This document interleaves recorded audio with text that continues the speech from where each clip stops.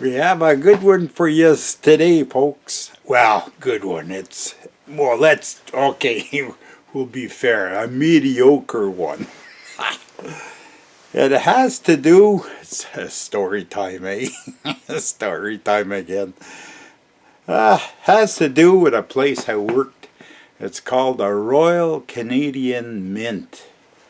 That's here in Ottawa. Why they call it Royal, I guess, is because we used to be part of the Royal. And that's what it was.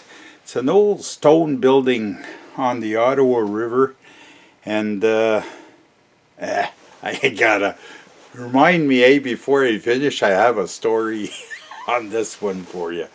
Anyways, so the company I'm working for got a job, and I was maybe, I don't know, let's say 25 years old, something like that then.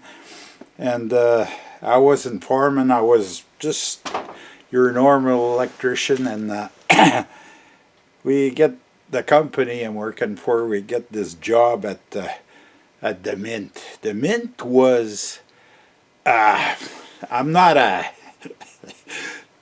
they surely in one day, once upon a time, they minted coins there, but in the day when we went there, they didn't mint no coins. What they were doing there is they had a leach table where they were leaching like gold and copper, but not big, eh? It was about 12 feet wide.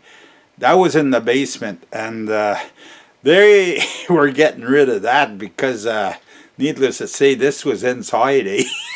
So not, and plus, I'm sure, like I didn't see no proof of this, but I'm sure some of this leachy, I think they use cyanide to leach, eh?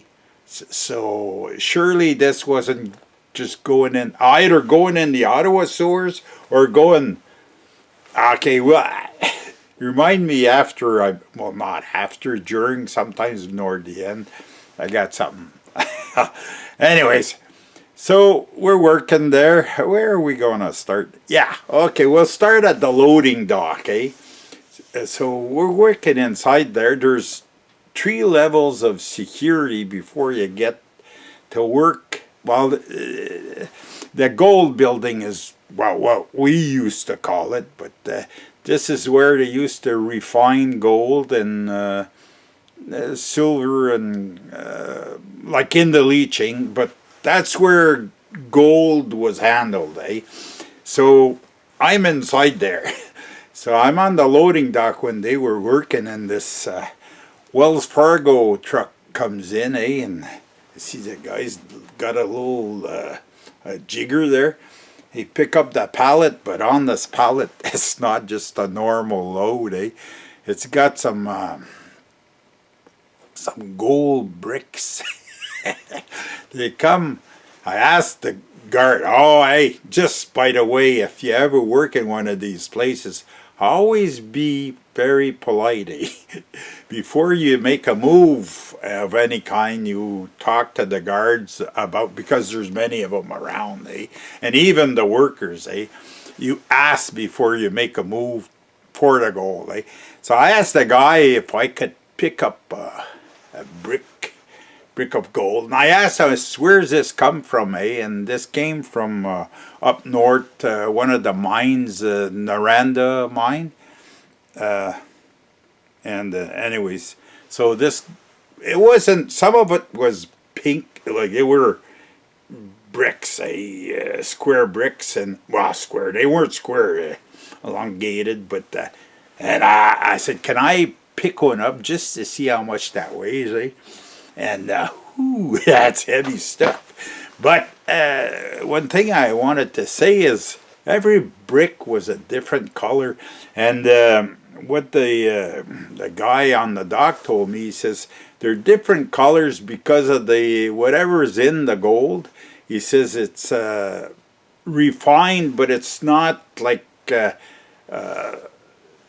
they used to, okay, gold is calculated when they refine gold, it's called nines, eh? And I think they at the mint used to refine to 5/9, which is pretty in worldwide. Well, I know the Canadian Mint was world renowned for their refining, and there was especially countries from South America used to send their gold to the mint just to get it refined, and then they get these bricks and their stamp with the Royal Canadian Mint, so then that brick was assured to have 5/9 and be of premium quality. But I'm sure there's the same place or equivalent, not Fort Knox. I think Fort Knox is just a storage facility for gold. Maybe it is refining of gold. But anyways, okay, on with the story. Second place, okay. Just anecdotes. I worked there for over a year, so there's different things that went on, and one of them is I was working in a place where they make jeweler's gold. Jeweler's gold is, they're little nodules. They're round like little ball bearings, and they're made as they pour molten gold through oil, and these ball bearings, we'll call them, they all go into little wagons. These little wagons have steel wheels, and they have holes at the bottom. Little wagons made out of steel, and there's holes at the bottom of this little wagon, so they let the oil leach out. But the gold bearings are all about that thick in the little wagon, So I asked the guy, I says, hey, can I run my hands through the... He says, why you want to do that? I says, I'll never get another chance to do this in my life. So I sank my arms up to the elbow in the gold nodule. I was full of oil too after, but hey, I can say that I had the feeling, Hey, on to another story. When they first started, okay, they used to store the gold without divulging big secrets, because that's not the way it's done anymore, right? But they had the gold stamping in the basement, so when they pour these gold bricks, and then when they took them with little wagons and they take them to the basement, they get them stamped. There was a special operation for that. This antique, it was a wheel, and it had a motor spinning, and all what it do is the guy would give a shot on the pedal, the motor would contact the wheel, and it just boom, and then it'd come back, and then the stamp, that was a screw affair, and the stamp would come down on the gold brick. It was an antiquated system, but it was fast, and I guess it give them an even stamp on the, I guess it depends on the guy and the shot with the pedal. But anyways, that's the system they had. But what we noticed, they were in the process, we were working in there, but in this process, the gold storage was moving, and they had this, all the tiles were all vinyl asbestos anyways there, but we noticed that the tiles had little sparkly stuff, so we went into tile with our knife, and we started picking, and we found chips of gold in the they were stripping the tile, throwing it in the containers, and they're sending it to the dump. But some of these tiles had gold in them, I know, like everybody had a little stash in their corner of their toolbox, with all pickings, gold pickings we'd call them. But before we just turned it over before we left there, because you get caught with anything that belongs to the mint outside there. You would have been Well, you would have been doing some Crew Bar Hotel. That's what you did. I said it was just for the novelty of we found the place where we could get some gold. Okay, another story. There's a few here. We're working, me and a buddy, we're changing plugs, in the gold room. The gold room is where they melt the gold, and then they have crucibles, and they pour the gold into the molds, to make nice blocks.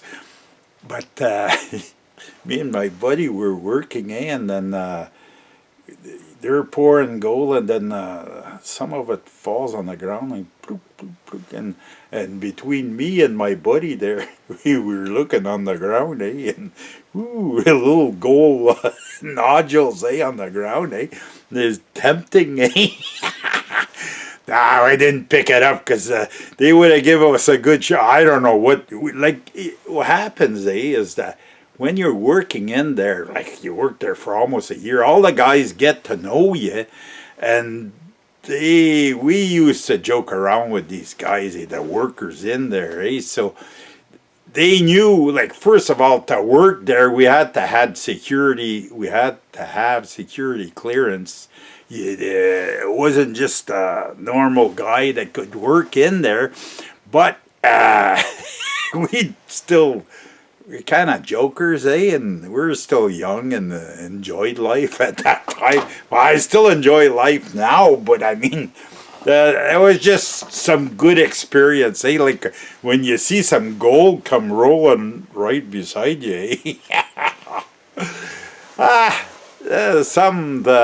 well, those were picked up by the guys, the nodules on the ground, the big stuff. But once they got their day done, there was always a few guys cleaning up, And there used to be a chimney where, when they're melting the gold, I would go up in a chimney, but they had a system where they had shakers, and they'd shake to capture all the particles, and then that would go to the basement, and in the basement they had containment. It was 45-gallon drums, and they call that the sweeps, okay? So everything that was in the chimney that they shook down went in the sweeps, and plus everything that was left on the floor it went down into little square ducts, and it went into 45-gallon drums. And I know, I was going to say scrap companies, maybe different kinds of companies, but they used to bid on the sweeps every year, and then there was a contract that they had, and they'd get all the sweeps, and I don't know if probably companies don't bid on that for nothing. It's because it's worth some money. Okay, now we're going to go into not the leaching. When we worked there, I noticed that that was a cliff, and there was a pipe coming underwater, okay, coming from the mint, It was coming out underwater, and there was a scow, and they had kind of a vacuum cleaner affair with a pipe going down. Now we see that where is it? Bering Sea Gold. You got vacuum cleaners, and they're sucking the bottom, and then they send that on not a leaching table, a refining table. It's got the grates there, and I don't know all the terms there, but how they capture gold, whether it be powder or heavy gold, but I seen them at the bottom, and even when we got done there, maybe 2-3 years after, they were still there, still sucking up the bottom to pick up. I guess before like in the earlier years, they were maybe very negligent with what they swept, and it all went down to the river, eh? And or even the leach table, eh? Whatever liquids they had, just because that's what they used to do in the day, eh? Just send it. If you don't know what it is, just send it to the river, eh? And maybe the employees were more negligent. Some of the operations in there were very interesting. Like there was a place that I worked in there. It was electromagnetism, eh? And they had gold anodes and cathodes, eh?